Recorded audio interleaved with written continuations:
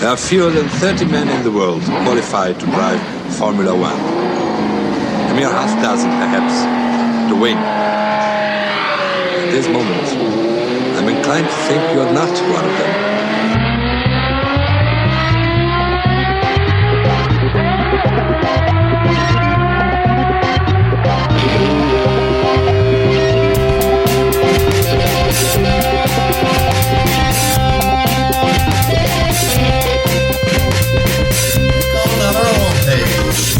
No, you want to.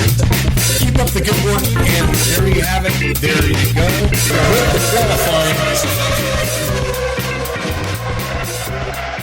Welcome to F1Weekly.com. My name is Clark Rogers. I'm the host of the program. I'll be joined by Nasir Hamid, my co-host. This is podcast number 1074, December 17th, 2024. Nasir? Thank you, sir. Talking points for this week. Cadillac in Formula One, powered by Ferrari. Carlito at Williams, powered by Pesos.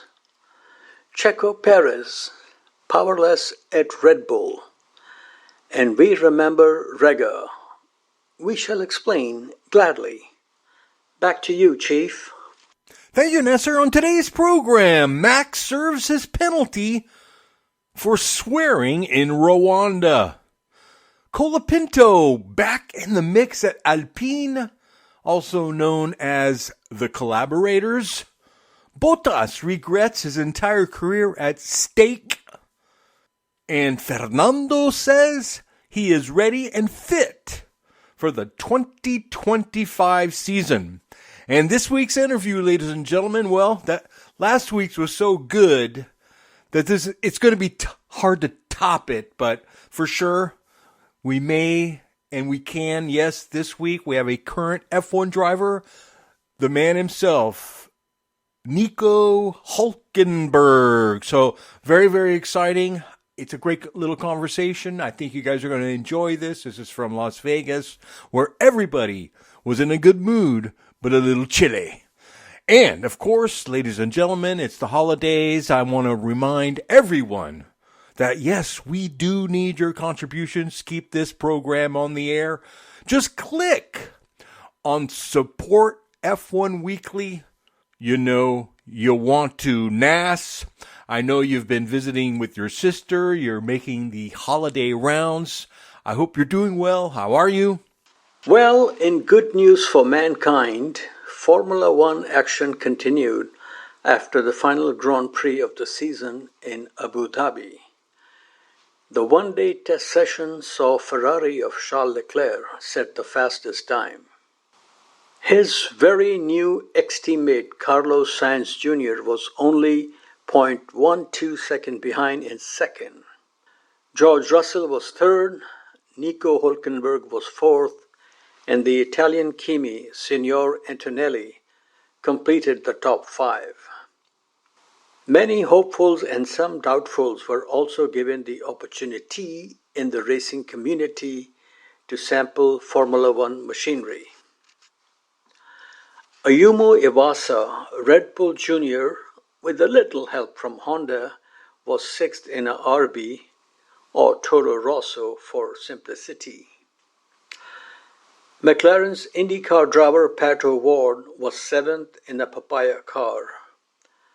Jack Doohan, now a veteran of one Grand Prix under his belt, was eighth for Alpine, ahead of the new junior from Estonia, Paul Aron, who was driving the second Alpine car. Once upon a time, Tony Bennett used to sing, "I want to be around to pick up the pieces when someone breaks your heart." Well, sharing the front row to pick up the pieces of Checo Perez's corazon, or heart in English, are Liam Lawson and Yuki Tsunoda. And axe is about to fall any time as we record this. Liam was 13th fastest in the RB and Yuki was 17th during the Red Bull. Yuki said he felt comfortable with the more power of the Red Bull car than his Visa Cash App RB. Honda wants him to be next to Max in 2025, but I think Red Bull will go with more mentally stable Lawson. The few races he has done in Formula One gives me the impression he is not afraid of fighting with big boys with big balls. Liam likes to do the talking with his right foot. On the other hand, Yuki cannot keep calm and carry on. DC called the second seat at Red Bull the least desirable seat in Formula One. Amazingly, some people want this seat, and we wish them good luck. I say best way to find out is to give the young people, the new Gaslys, the Albons, the Kvyats, a 3 to 5 race appearance in the Red Bull abattoir and see how deep their throat will be slit by Max. If the cut is more than 0.3 second, which I suspect will be the case, then Dr. Marco to decide if the whippersnapper is a keeper in the junior team or turn them into Mariposa or Papillon. Free as the wind, free as the wind. That is the way you should be. Mr. Rogers, between Yuki and Liam, who would you like to see be the sacrificial lamb in the Red Bull boucherie? That's such a great scenario. Both of them would be fascinating. I mean, you're right. I mean, none of them have a chance of beating Max, but who has the closest chance is the big question. Liam, I don't know. Sometimes Yuki shows beautiful moments of brilliance and speed. So, and Honda would like to see Yuki in there, and I think Honda has a little pull, except for now they're going to be working for Fernando El Machismo.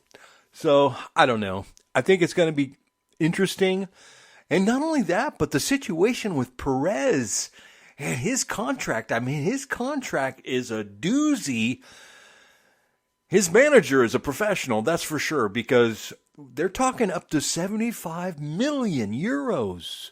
I mean, this guy is going to walk out of here, God, happier, without a seat, almost. Why deal with the stress? And Max. So I think Perez is retiring. He's got children. He's probably got another one on the way. I mean, he's got plenty for the in-flight burritos in the future. So, yeah, I can't wait that's over with because it's somewhat distracting. But I think in the end, it's going to be Liam. But I would like to see Yuki too. Maybe they could split it up. Well, half a baby to one guy, half a baby to the other. Gracias. I think Perez's seat could have easily gone to Colapinto had he not turned into the Argentine Andrea de Craceres at Interlagos and Las Vegas.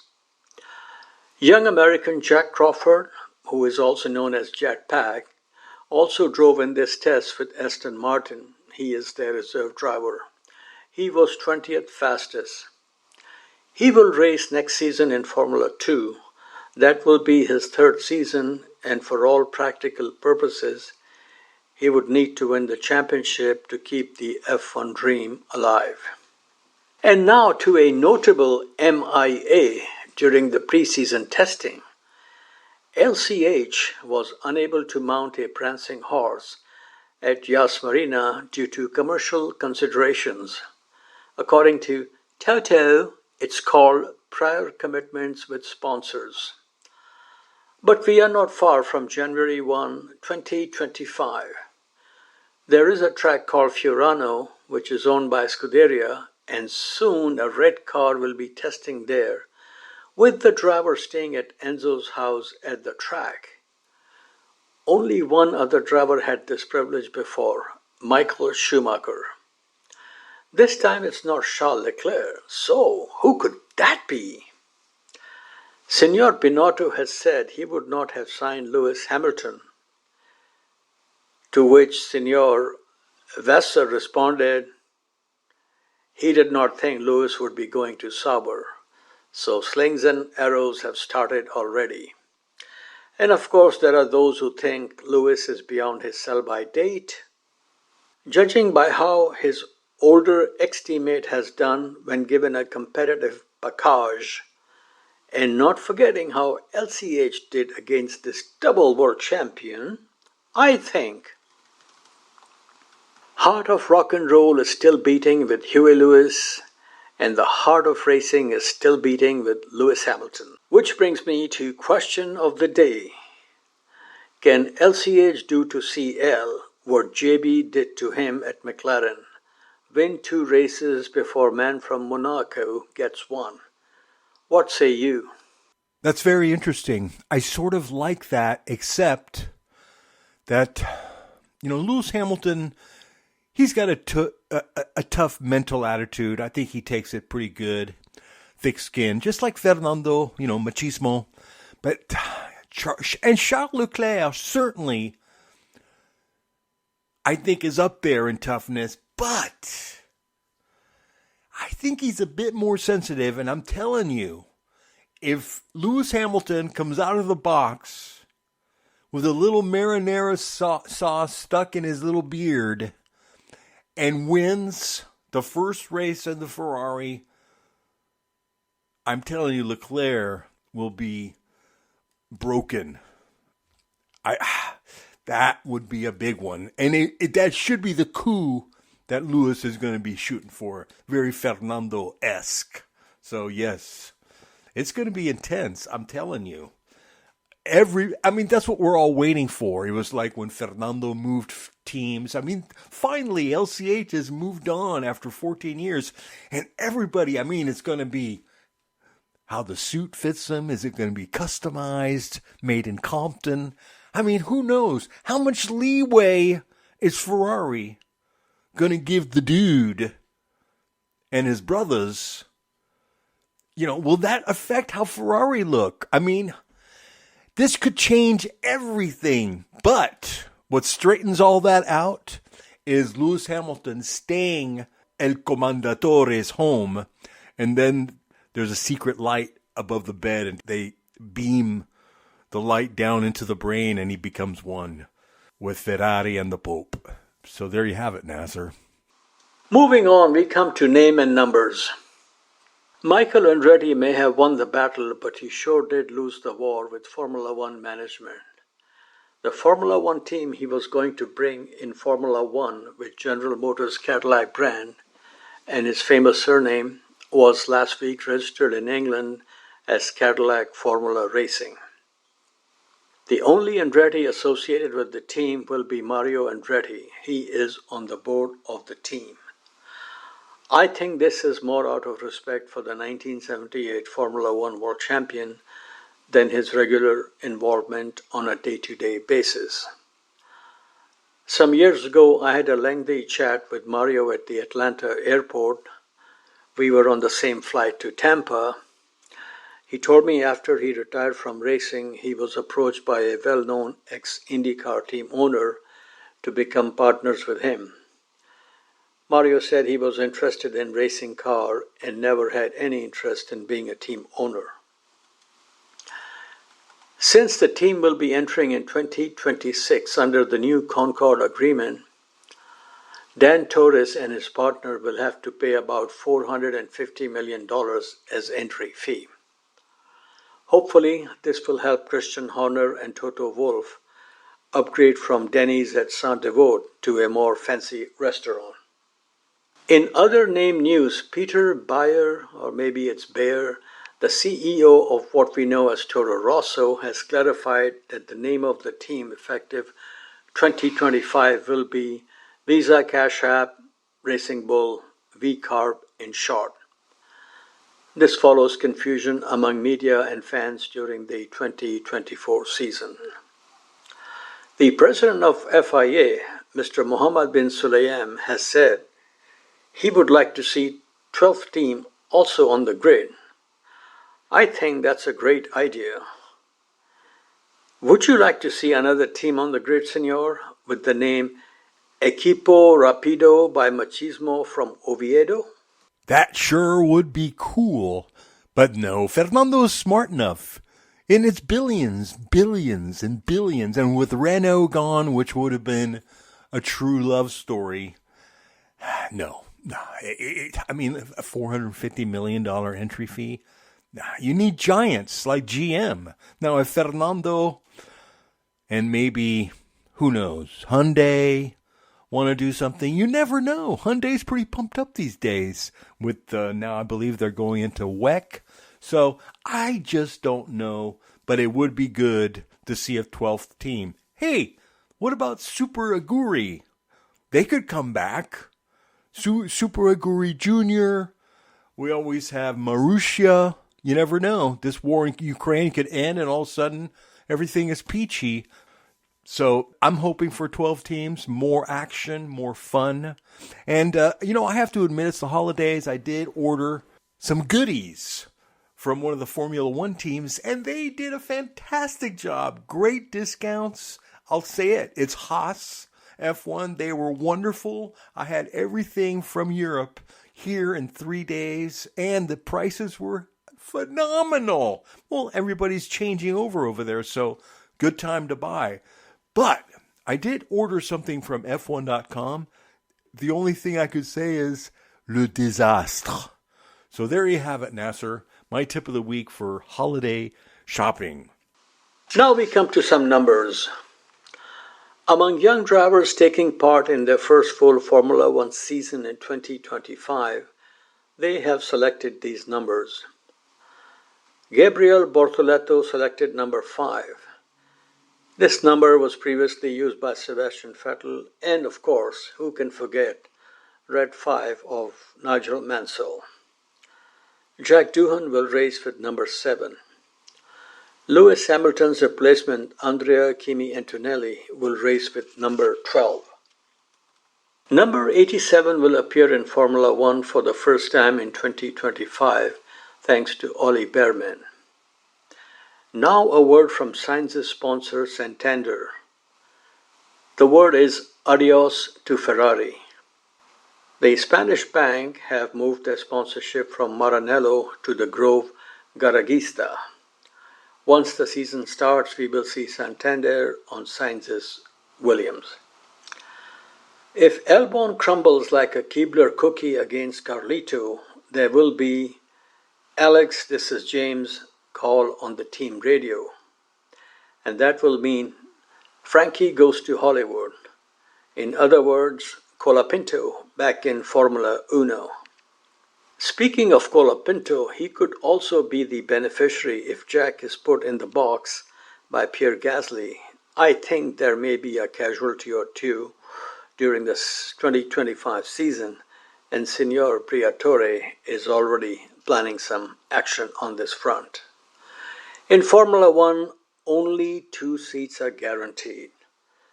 And that should not surprise anyone, Max Verstappen and Lance Stroll. What say you, amigo, on the 2025 in-season casualty possibility? Well, there certainly are some. I mean, I expect some.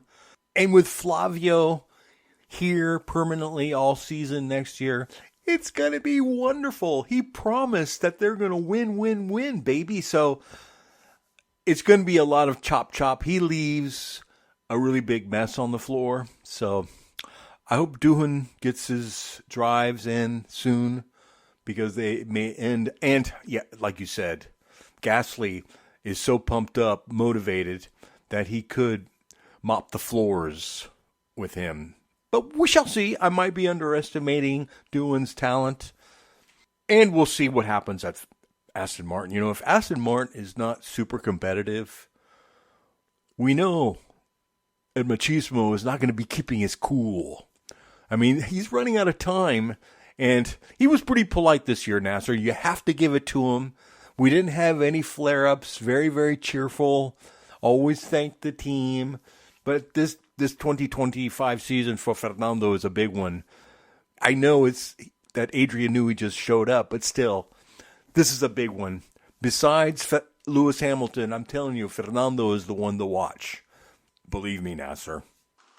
Speaking of Flavio, he tells Di Maio, "Give me 3 years, I make you a winner." Luca Di Maio is the CEO of Renault Group.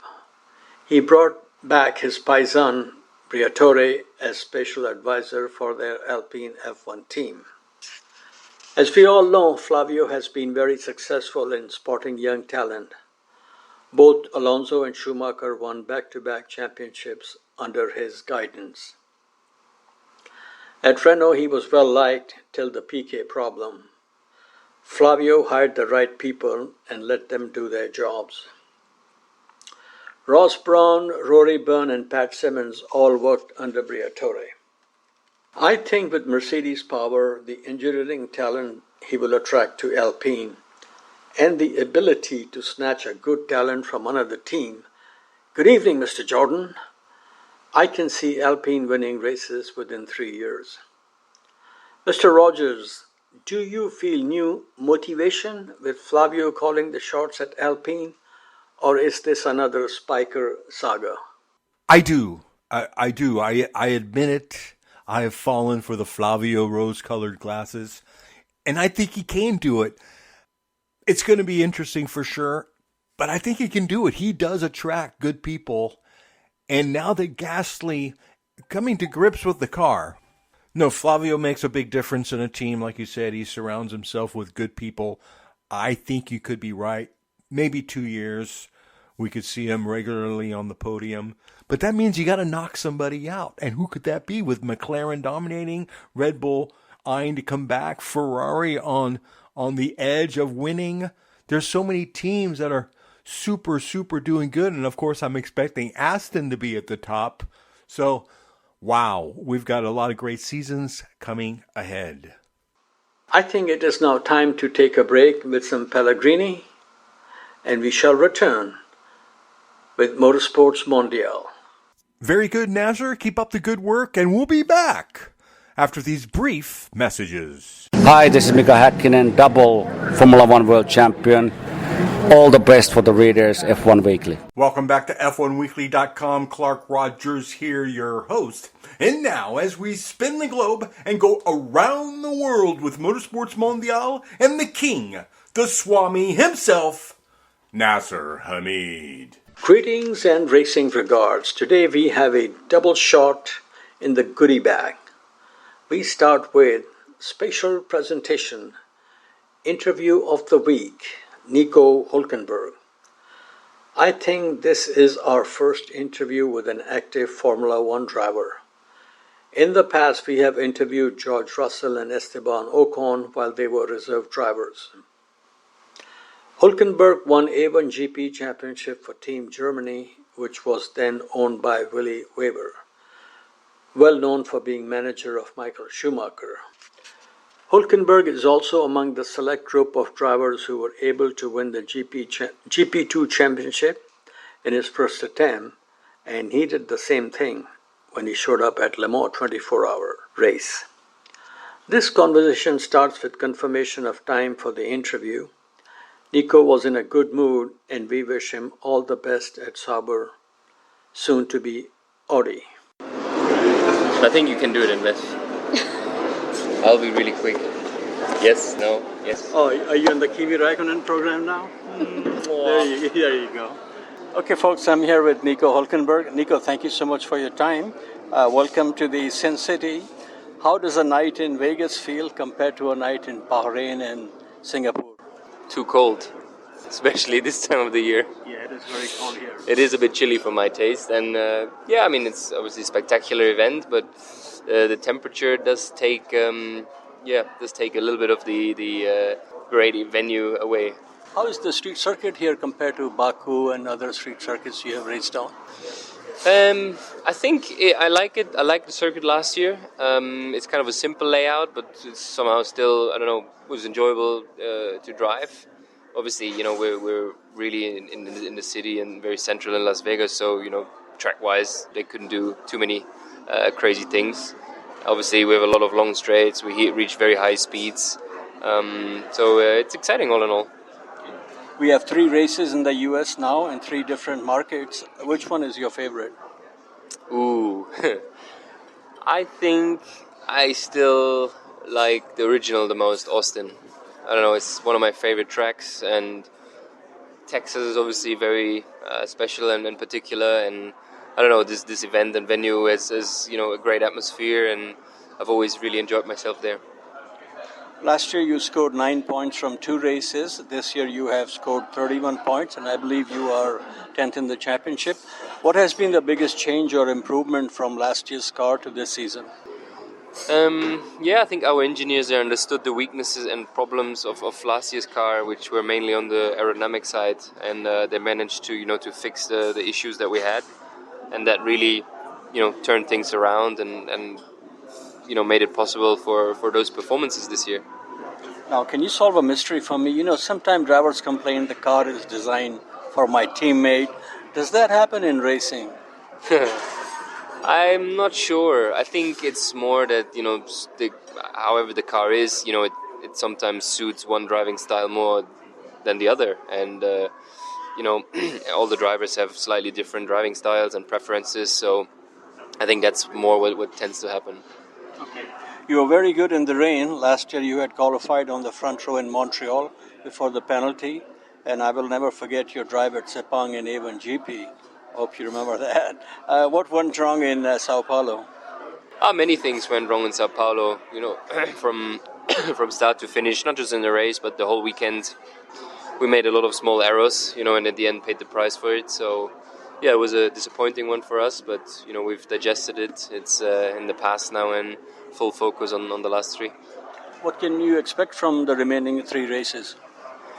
Well, it's going to be a fight in the championship, that's for sure. We're 3 teams fighting over P6. We need 3 good, clean weekends, and maximize our potential. We've had a very strong package so far this season, and particularly in the last 5 to 10 races. So, if we do a good job on the execution side, I think we have a realistic chance of getting that 6th position back.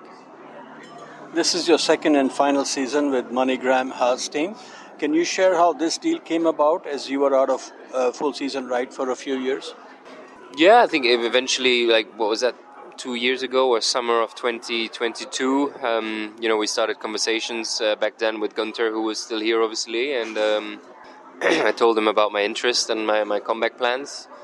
And, I think in the COVID times, I had obviously a couple of those, races, which were good for me, and I performed well and, put me on people's radar again. And he was interested. He, at the end, managed to convince Gene, and they gave me the opportunity. What are the best moments you will remember from your 2 years at Haas? Well, don't want to talk too soon, but hopefully, come Sunday night Abu Dhabi, that will be, one of the best moments that we've had together. Otherwise, all in all, I just had a very good time here, working with the people. It's been very enjoyable, very fun, and just a lot of positive memories. Next year you are back at Sauber. In 2026 they will become Audi. How excited are you about driving for a big-name German manufacturer? It is, an exciting time ahead. Obviously, 2026, they come with big regulation changes, which offers good opportunities for everyone in the paddock. But obviously, I hope with Audi being a manufacturer that, they have a good package by then. And look forward to the challenge and the work with them in the future. Okay. This year's Sauber team has not scored a single point. Is that a concern for you, at least for the 2025 season? And what are your expectations for next season? Yeah, I think next season is certainly still a transition year, and I think it's not going to be easy, but you've seen here, at Haas, how, things can change from one season to another, and I think that's what Sauber needs to aim, or what, they're going to try and aim as well, obviously, to, change their package and be more competitive next year. This may surprise you. We have a mutual friend by the name of Lars Kaufmann, okay? He told me you won the first 2 races of your racing life with their team, but he asked me to ask you, there was some adventure by the time you got to Hockenheim Ring from your home in Emmerich, driving your mom's VW Polo. Can you give us some details, please? Yeah, I actually crashed twice.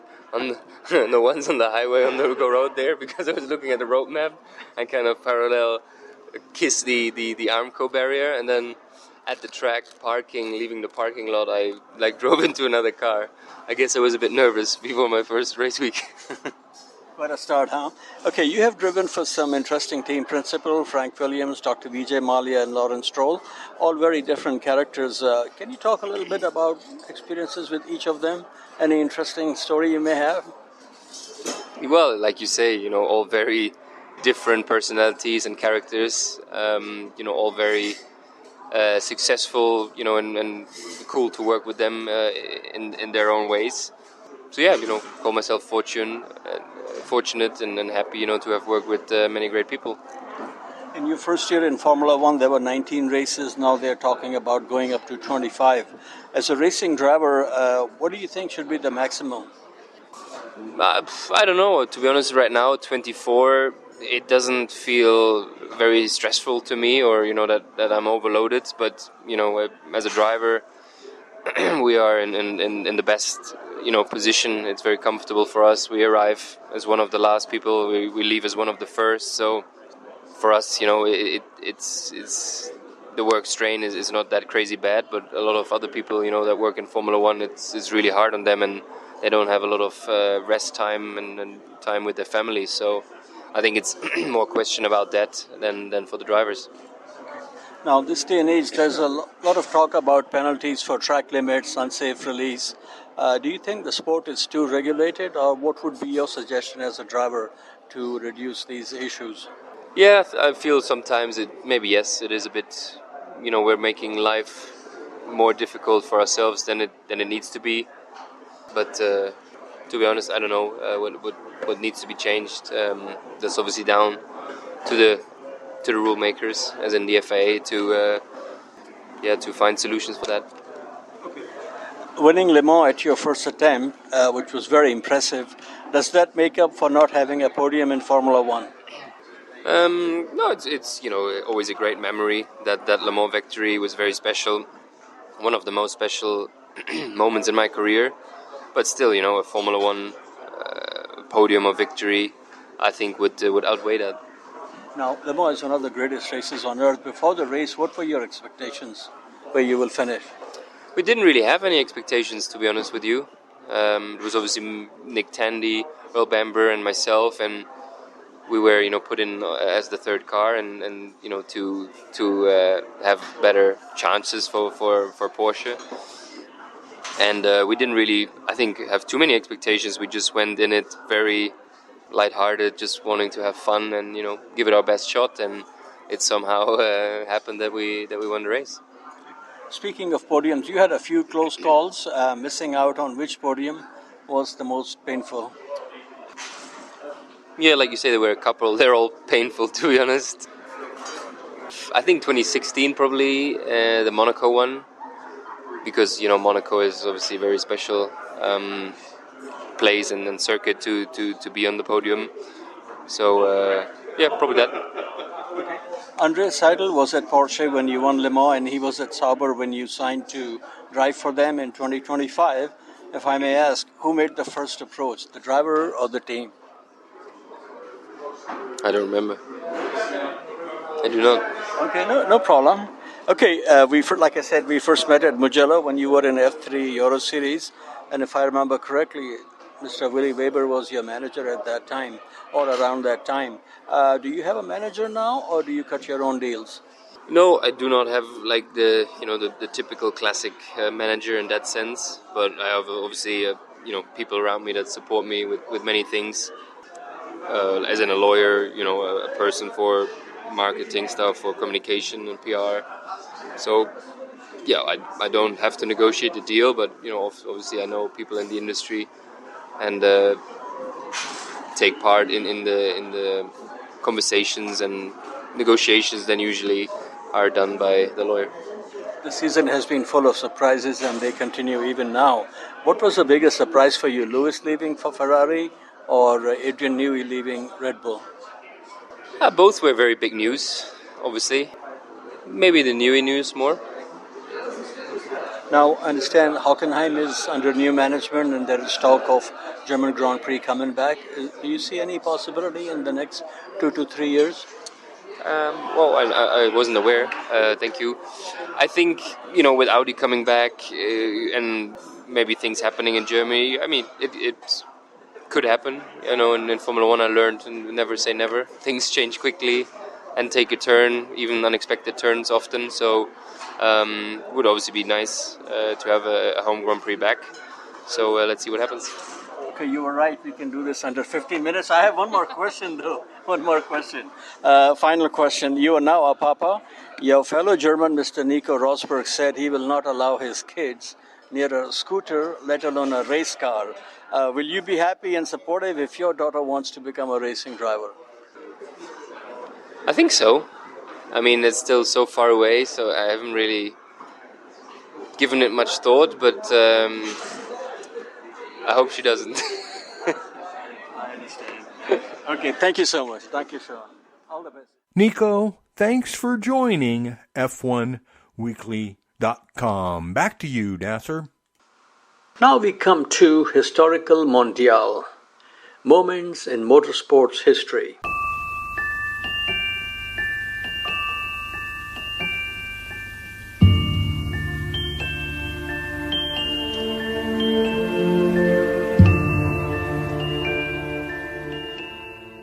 Today's feature is called 7 Deadly Wins.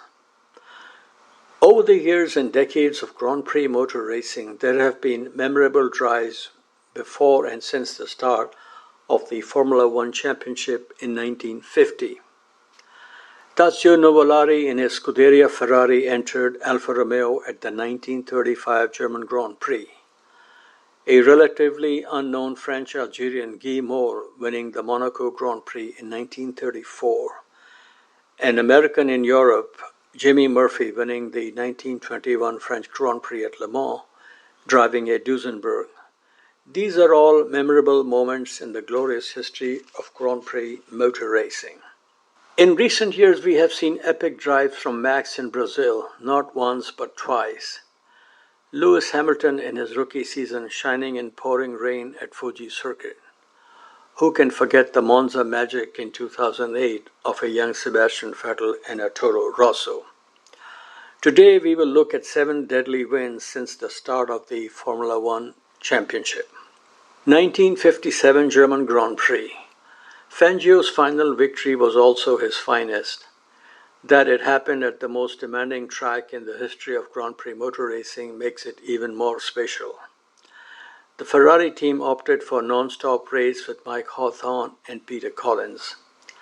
Fangio decided to start on softer rubber and do a one-stop strategy. When he brought his Maserati into the pits, he experienced spaghetti culture. His lead evaporated and he rejoined the race in third, over 40 seconds behind Collins, who was second at that time.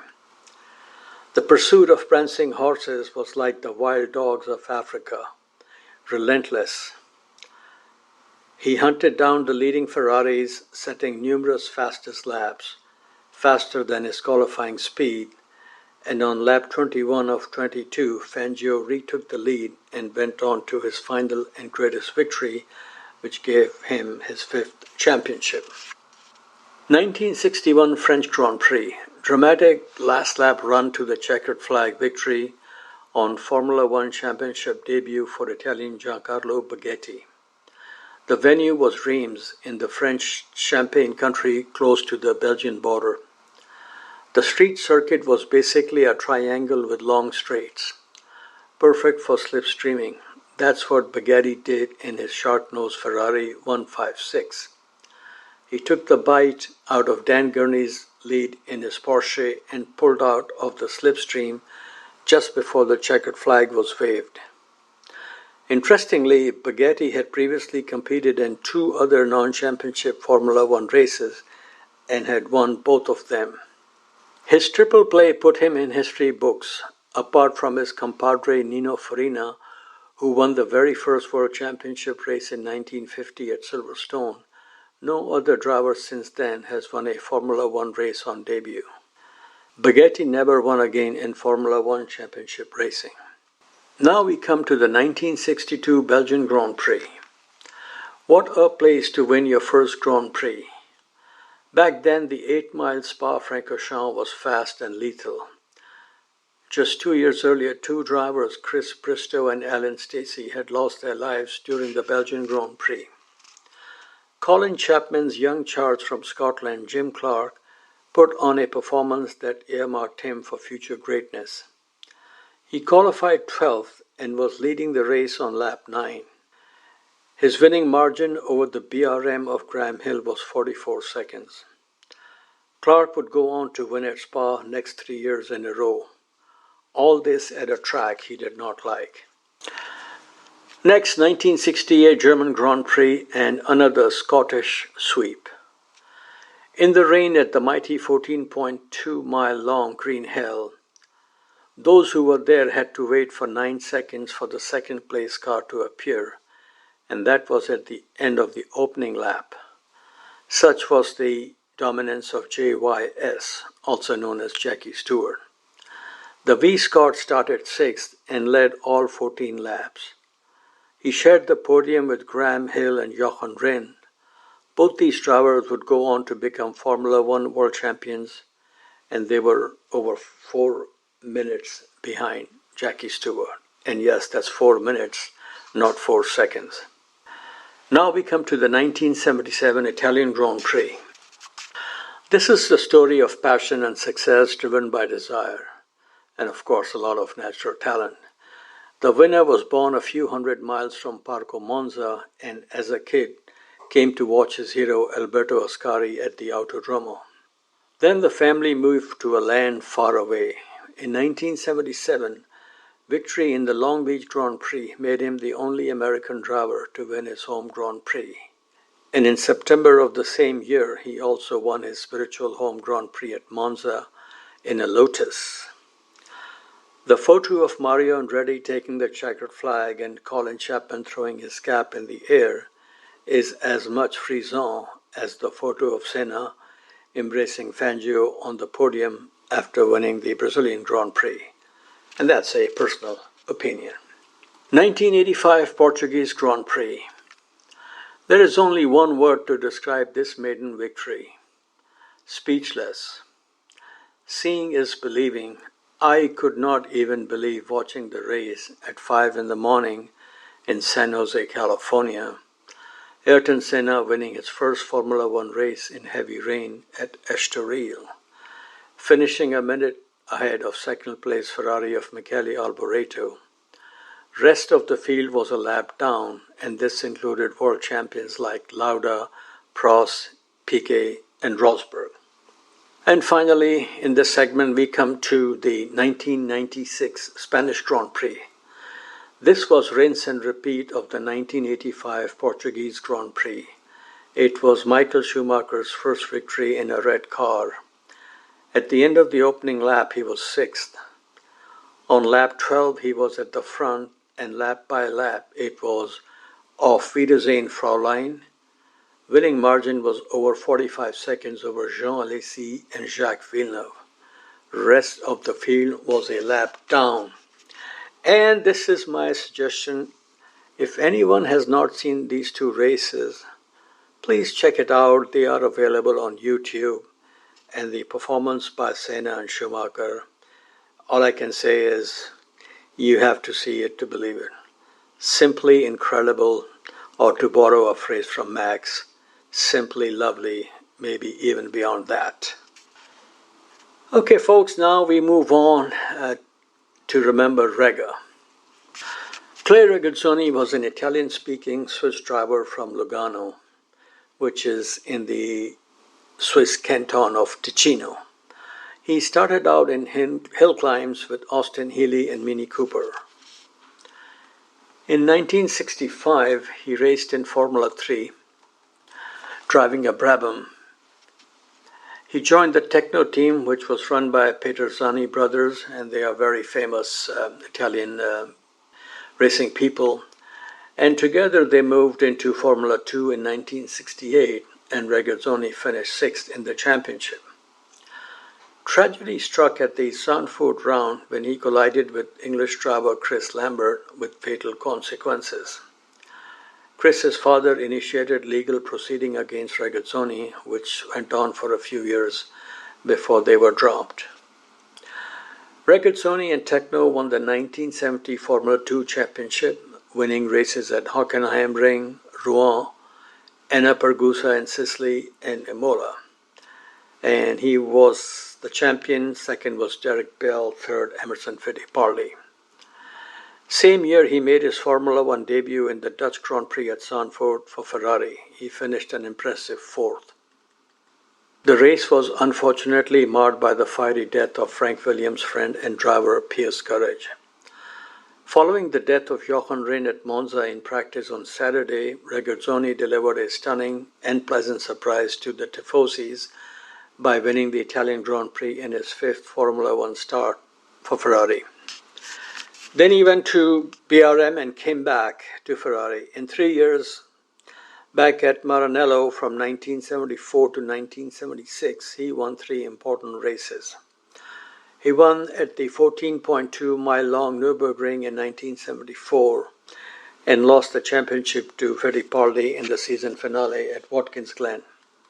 In 1975, he won at Monza, while Lauda's third-place finish made him first Ferrari world champion since John Surtees in 1964.